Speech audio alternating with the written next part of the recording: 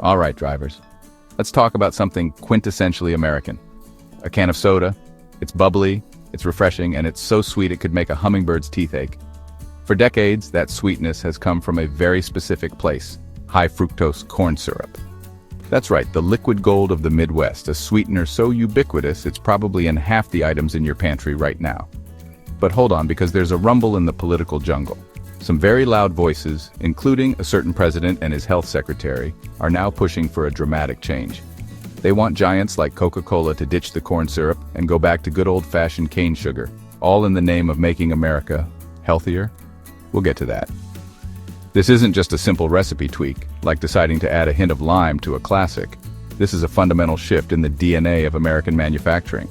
Since the 1980s, high-fructose corn syrup, or HFCS, has been the undisputed king of sweeteners in the United States. Why? Because it's cheap, it's stable, and most importantly, it's made right here from American corn.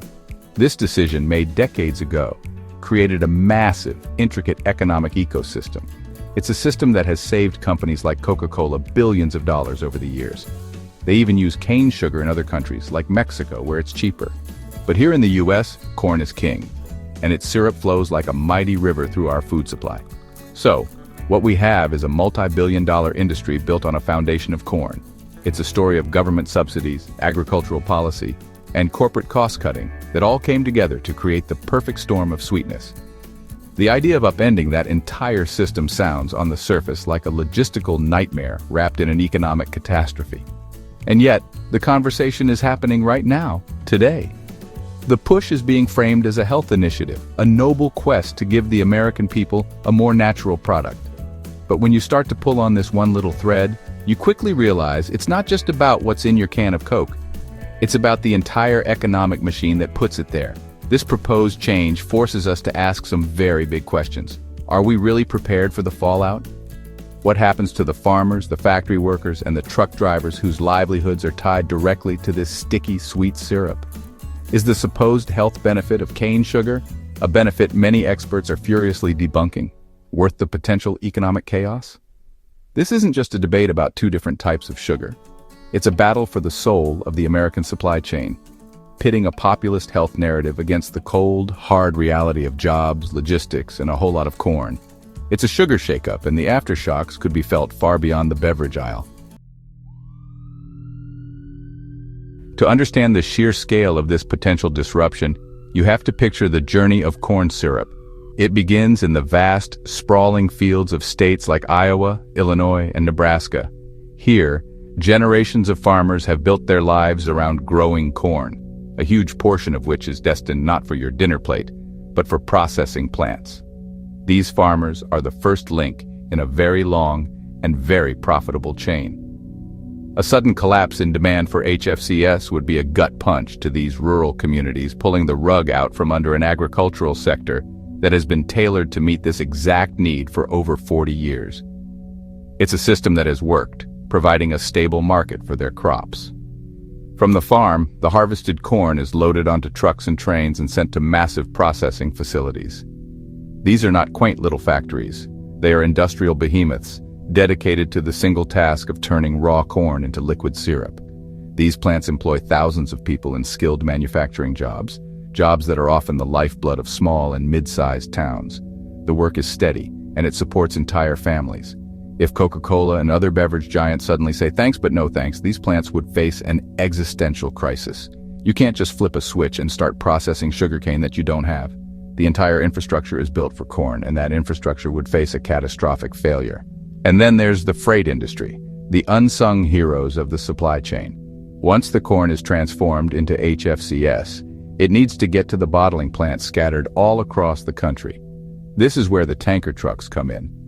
Fleets of them, crisscrossing the nation on our highways, represent a huge and consistent source of business for the American trucking industry.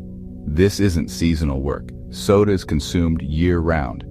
For many regional and agricultural carriers, these contracts are their bread and butter. Losing them wouldn't just be a small dip in revenue, it could be the tipping point into what some are already calling a great freight recession. It means fewer routes, idle trucks, and drivers out of work. So when you see a can of soda, don't just see a beverage. See the farmer who grew the corn, the worker who processed it, and the trucker who hauled it hundreds of miles. This isn't a simple chain, it's an interconnected web, a delicate economic dance. Proposing to switch to cane sugar is like asking the lead dancer to suddenly learn flamingo dancing in the middle of a performance. It's not just clumsy, it's potentially destructive for everyone on the stage. The domino effect is terrifyingly simple. No demand for corn syrup means no work for the plants, which means no crops needed from the farms and no syrup to be hauled by the trucks. It's a perfect storm of economic disruption. Now let's look at the other side of this coin. If America's soda industry were to break up with corn syrup, it would have to find a new sweetheart. That new love would be cane sugar. The problem? The United States does not produce nearly enough sugar cane to satisfy the colossal thirst of the American soda market. That means we would have to import it, massively increasing our reliance on foreign countries for a key ingredient in one of our most iconic products. The entire logistical focus would shift from the American heartland to our coastal ports.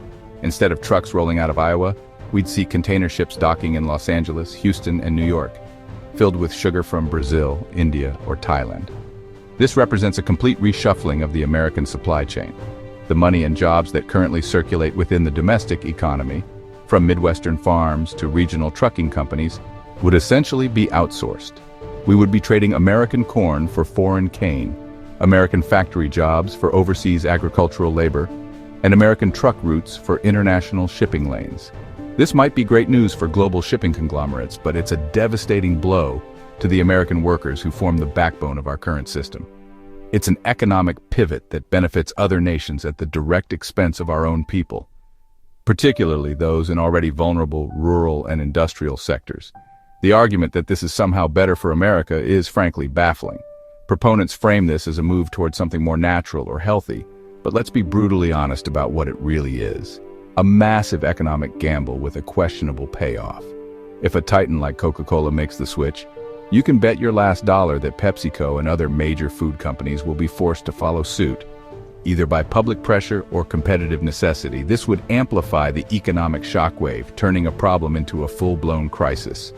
We'd be watching a slow-motion demolition of a domestic industry, all based on a premise that is shaky at best. And this brings us to the core of the health debate, which is where this whole idea gets truly absurd.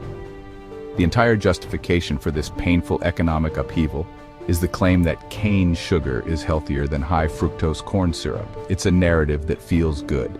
Cane sugar sounds wholesome, while HFCS sounds like something cooked up in a lab.